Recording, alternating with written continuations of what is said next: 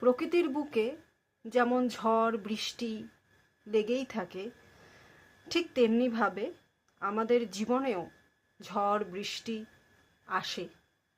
এক দমকায় এসে সব উড়িয়ে দিয়ে বা ছাড়খাড় করে দিয়ে বেরিয়ে চলে যায়।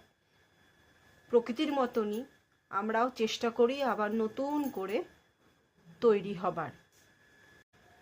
আদতে দোষটা কারোরই নয়, প্রকৃতির নিয়মে যা ঘটার তাই ঘটে, আর সময়ের উপর নির্ভর করে যা হবার তাই হয়।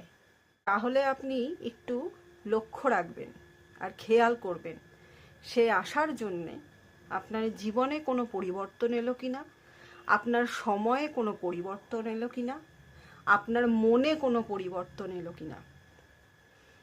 যদি পরিবর্তন আসে, জানবেন যা হয়েছে ভালোর জন্যেই হয়েছে। আর আসার পরে সে যদি চলেও যায়, তার জন্য কোনো দোষারোপ না করে সময়কে ধন্যবাদ দেবেন।